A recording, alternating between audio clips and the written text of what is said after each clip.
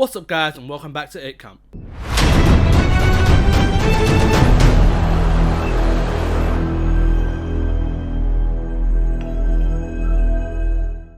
Today we're going to be talking about the Kingpyn tournament and how that event went. So, straight off the bat, I just want to say, doing a tournament style event is probably one of the best things we've seen in influencer boxing thus far. There was just so much anticipation about wanting to see the next fight, wanting to see who's going to fight who, and just seeing how these influencers are going to perform.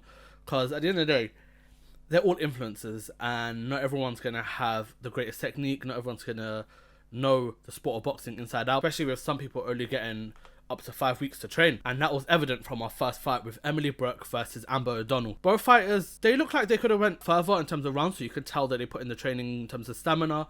In terms of boxing technique, I feel like we saw maybe better boxing technique displayed from Amber, but just a bit more heart and a bit more resilience in terms of winning from Brooke. She probably had a bit more power, and that was evident from the fight. With that being said, Brooke coming off of 5 weeks training into this fight, she looked good. I guess she's got that heart of her sister and the determination, because that fight, it was a good opening fight. It wasn't the worst. We've seen a lot worse opening influencer fights.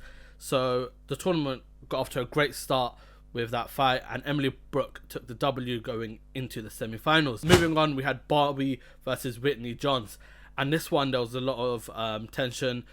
It was a big grudge match, you know, there was a lot of talking prior to the fight. This is one of the fights where people were looking out for. Barbie, 6 foot tall, naturally a lot bigger than her opponent and a lot bigger than all of the women on this card. She came in here promising to knock out Whitney Johns, and I believe, although it wasn't a knockout, it was the first knockdown in women's female influencer boxing.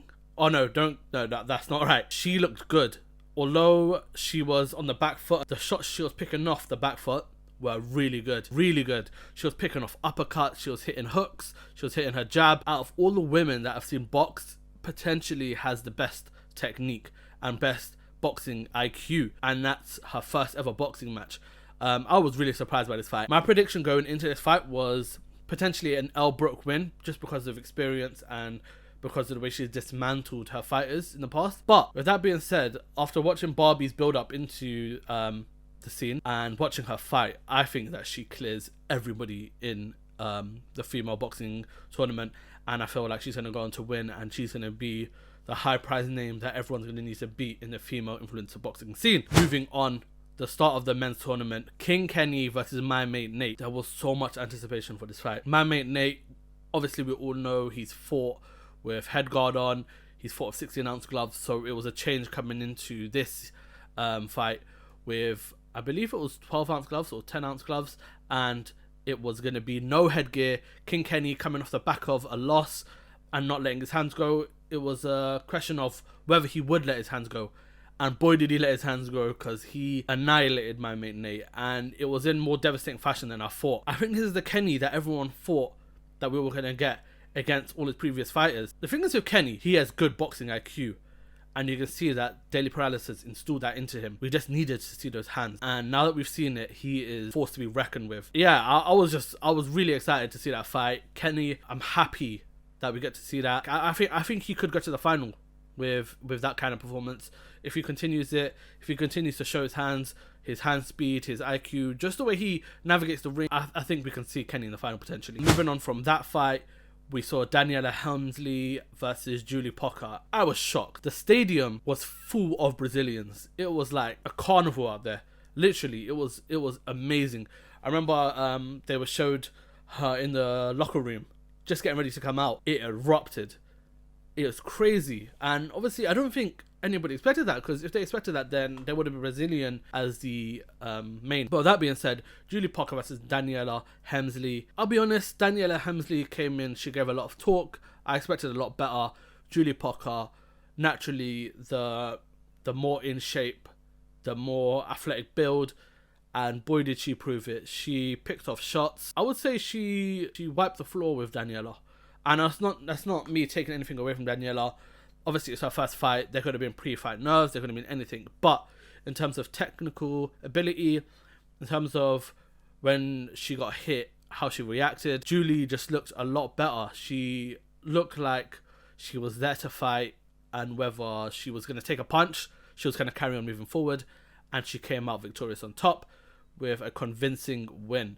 So that's going to be an interesting fight moving into the semi-finals. Jarvis versus Tom Zanetti. Interesting fight. Now that's all been said and done, Tom Zanetti has come out and said that he was suffering with some sort of injury going into this fight. He looked good. He looked like he had a bit more boxing technique on him. The engine failed him again. He was blowing in the first round, and you could see he was like taking deep breaths.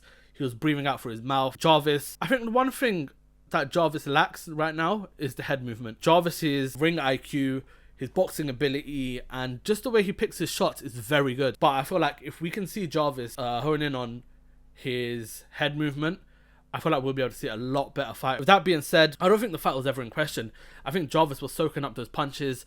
Obviously, he looked like he had a few battle wounds after the fight, but he was soaking up Tom Zanetti's punches a lot better than I think Slim was. But Slim looked like he was gassed in that fight as well. A lot of talks now has been going on between Jarvis and Slim online, and I feel like that's the fight we're going to see after the tournament. But yeah, good win from Jarvis.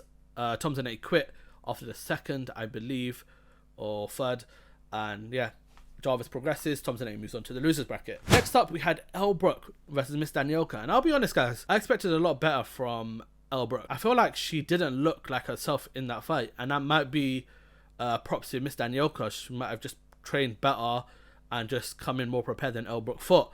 But it was more of an even fight than I anticipated. Miss Danioka came in.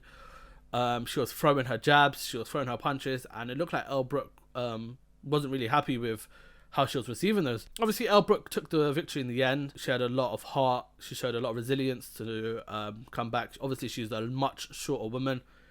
And yeah, I think Miss Danioka, if she carries on, we might be able to see a good fighter out of her. I don't know how Elbrook's gonna do against the likes of a Barbie if it was ever to come along.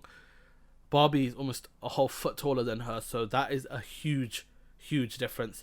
And the way Barbie picks her shots, yeah, it could be a very long night for Elbrook. Moving on now, we had Ed Matthews versus Blueface. For someone who took that fight on 2 weeks' notice, I know they both took it, but Blueface has had 2 training camps prior to this, and they had both been cancelled. And we all know Blueface has been training. We always see videos coming out on TikTok, on YouTube, and on Twitter.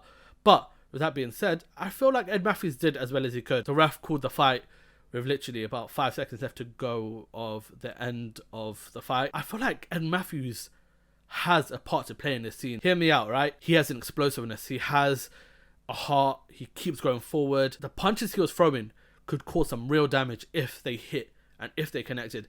Blueface was very slick in the ring. He had good head movement. He used the ring very well. He used the ropes very well. He was coming off the ropes, throwing his shots. At the end of the day, Blueface was just too good. He has a lot of power. No, it is what it is. After a 2 weeks fight, it was an explosive fight. Everyone was up on their feet. And yeah, good win for Blueface, and I guess he's finally happy to get a fight. Moving on, we had Whindersson Nunes versus Felipe, and boy was this a fight. Whindersson Nunes, take a bow. He looks like a seasoned vet in the ring. Technical ability, he has the star power. The whole stadium was going crazy. He had footballers in there dancing. Like I said earlier, it was like a carnival. It didn't seem like people were out there for a boxing event. It looked like they just got all the Brazilians, put them in there, had a good time. Whindersson Nunes went back to what he was doing, and he's such a good guy. He was praising his fighter, he was praising who his next opponent's going to be, and I feel like, with that being said, Whindersson is going to be a force to be reckoned with in this, and it's going to be really hard to beat him. He just looks like he's been doing this for years, and he's really good at it. Yeah, Felipe, you could tell he's come from an MMA background. He was very straight on. Very square on. The punches weren't really coming from the body. It was more so like arm punches and just trying to shift weight from there. Obviously, he's so used to fighting in the MMA background where the gloves, the ounces are so small that you don't really need to generate a lot of power. It's more so just making sure your punches land. Whereas in boxing, because you're using heavier gloves, you need to kind of generate your power a bit more, shift it from your body weight, and that's what we didn't see. And ultimately, Whindersson was the better fighter. Moving on to our main, Anison Gibb versus Austin Mcbroom, the big one we had all been waiting for. And it didn't disappoint, although some people may deem it as disappointing. Austin Mcbroom retired after the second. He looked sharper. I'll give him that. He looked sharper. Anison Gibb went into the fight a bit more cautious. He was trying to see him out on the first round. As you can see on the second round, he kind of put the foot on the gas a little bit more. And as the water started getting deeper for Austin, he bowed out. I say bowed out. Some people say that he had a foot injury or his ankle broke or something like that. Nothing's been confirmed yet. A lot of people in the scene are saying they want to see the x-rays of it. With that being said, I don't know if Austin Mcbroom has a part in the scene. Don't get me wrong, I feel like he's a great boxer. I feel like he has great technique. I feel like he has great movement. But when the going gets tough, if retirement's going to be your answer, then this isn't the place for you. I would like to see Austin again with a proper training camp. Just take a year out or something like that and then come back. I feel like he'll be one of the best in the scene. But Gibb does what Gibb does, right? He goes in there, he talks the talk and he walks the walk. A man of power, a man of heart, a man of stamina. And at the end of the day, he won convincingly. I feel like we're going to keep seeing that moving forward. Moving on, we have the semi-final. So the semi-final is very interesting. So we have Barbie versus Emily Brooke. I think Barbie's going to wipe her. I feel like it's going to be a first round knockout, if I'm being honest. Emily Brooke's really short. Barbie has what it looks like, a bit more experience. Emily Brooke's going to be going into that fight with 10 weeks training. And I don't think it's going to be enough to take Barbie out, especially because she's the lot taller fighter. I just feel like she has a lot better technique and stamina. Moving on, we have Elbrook versus Julie Pocker, and it's an interesting fight. I'm going to be controversial and say Julie Pocker is going to beat Elbrook in this fight. Just because from what I saw of El, it didn't look like her best performance. If she brings that into a fight with Julie, I feel like she's going to lose that. I'm going to break these fights down properly in the future, but I'm just quickly touching through our semi-final. Witness Nunes versus Kenny. Big fight. Winderson has technique. He looks like he has punch power. He has star power. He has loads of different attributes he's going to bring into that ring. Kenny, coming off the back of a win, he's going to be really excited. Obviously, he let his hands go and he performed as he should. My heart says Kenny. My head says Winderson. I'm going to go with Kenny. I feel like he's going to pull it out of the bag. I feel like they're going to analyze Winderson greatly.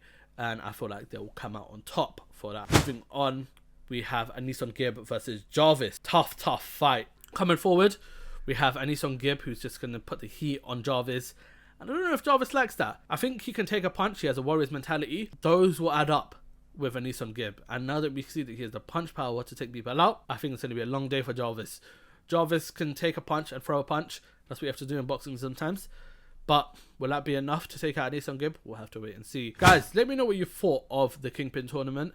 What do you think of the semi-final? Did you enjoy the quarterfinals? Did you enjoy the dynamic of how it went? I'll be back again soon. Peace.